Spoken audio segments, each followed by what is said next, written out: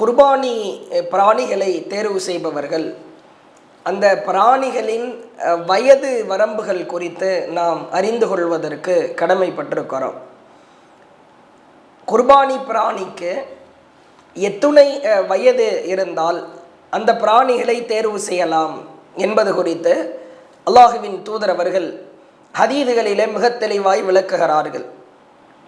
நபி ஸல்லல்லாஹு அலைஹி வஸல்லம் அவர்கள் கூறுகிற செய்தி சஹீ முஸ்லிமிலே பார்க்கிறோம். 3971வது செய்தியாய் பதிவு செய்யப்பட்டிருக்கிறது.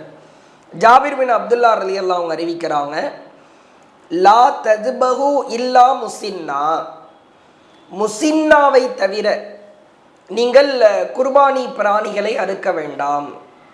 இல்லா ஐயசுர அலைக்கும் ஃபதத்பஹு ஜதஆ மினத்-தஅன், ஒருவேளை முஸின்னா வாங்குவது சிரமமாக இருக்குமானால் ஒரு வயதிற்கு உட்பட்டதை நீங்கள் அறுத்து குர்பானி கொடுத்து கொள்ளுங்கள் என்கிற செய்தியை பார்க்கிறோம்.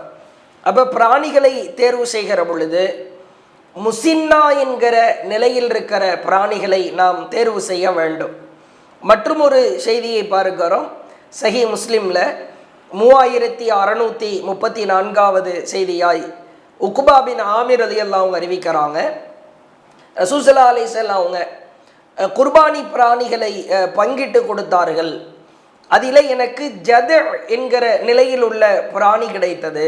ஜத என்கிற நிலையில் உள்ள பிராணி என்றால் ஒரு வயது முழுமையாய் பூர்த்தி அடையாத ஒரு வயதிற்கு உட்பட்ட பிராணிக்கு ஜத என்று சொல்லப்படும்.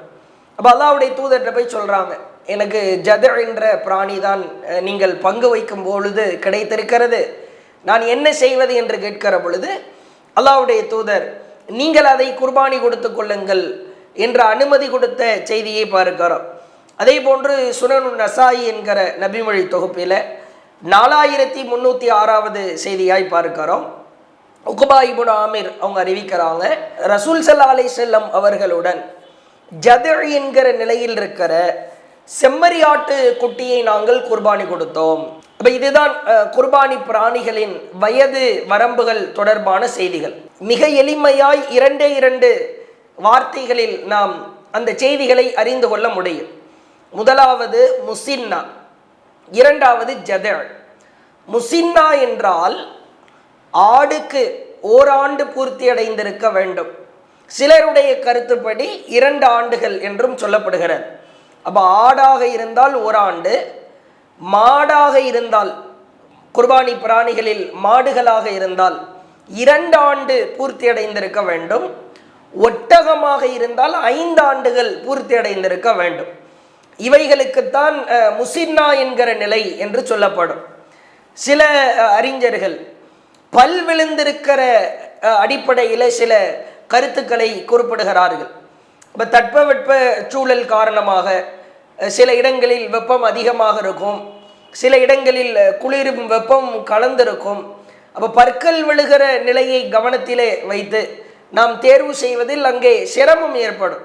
இப்போ முஸின்னா என்று சொன்னால் ஆடாக இருந்தால் 1 ஆண்டு பூர்த்தி அடைஞ்சிருக்கணும், மாடாக இருந்தால் 2 ஆண்டு பூர்த்தி அடைஞ்சிருக்கணும், ஒட்டகமாக இருந்தால் 5 ஆண்டு பூர்த்தி அடைந்திருக்க வேண்டும். முஸின்னா பிராணிகளை தேர்வு செய்வது சிறந்தது. ஜத என்று சொன்னால் அரபியிலே ஜத என்கிற நிலை குர்பானி பிராணிகளில் 1 ஆண்டு பூர்த்தி அடையாத 6 மாதத்திற்கு மேற்பட்ட 6 மாதத்திற்கு மேற்பட்டு இருக்கும், 1 ஆண்டு 1 வயது முழுமை அடைந்திருக்காது. இந்த இடைப்பட்ட நிலைக்கு ஜத என்று சொல்லப்படும். இப்போ முஸின்னா பிராணி ஆடுகளை தேர்வு செய்கிறோம். 1 வருடம் பூர்த்தி அடைஞ்சிருக்குதா, மாடாக இருந்தால் 2 வருடம் பூர்த்தி அடைந்திருக்கிறதா, ஒட்டகமாக இருந்தால் 5 வருடம் பூர்த்தி அடைந்திருக்கிறதா என்பதை நாம் முதலாவது அம்சமாய், சிறப்பான அம்சமாய், சிறந்ததாய் அதிலே தேர்வு செய்ய வேண்டும். ஒருவேளை முஸின்னா பிராணிகள் கிடைக்கவில்லை அல்லது முஸின்னா பிராணிகளை கொடுப்பதற்கான சக்தி இல்லை, பொருளாதார நெருக்கடியாக இருக்கிறது, அப்படி என்று சொன்னால் ஜத நிலையில் இருக்கிற பிராணிகளை நாம் கொடுத்து கொள்ளலாம். 6 மாதத்திற்கு மேல் இருக்க வேண்டும். 1 வருடத்திற்கு உட்பட்டு இருந்தால் அதற்கு ஜத நிலையில் உள்ள பிராணிகள் என்று சொல்லப்படும். முசின்னாவை தேர்வு செய்வது சிறந்தது. முசின்னா கிடைக்கவில்லை, அல்லது ஓராண்டு பூர்த்தியான ஆடோ, 2 ஆண்டு பூர்த்தியான மாடுகளோ, 5 ஆண்டு பூர்த்தியான ஒட்டகமோ கொடுப்பதற்கான பொருளாதார வசதிகள் நமக்கு இல்லை. அப்படி இருக்கும் பட்சத்தில் ஜத என்கிற அந்த நிலையில் இருக்கிற பிராணிகளை நாம் தேர்வு செய்து கொள்ளலாம்.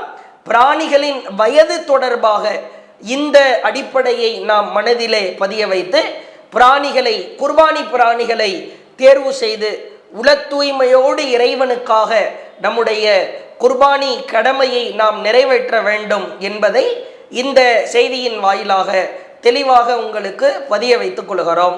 அஸ்ஸலாமு அலைக்கும் வரஹ்மத்துல்லாஹி வபரகாத்துஹு. அல்லாஹு அக்பர், அல்லாஹு அக்பர்.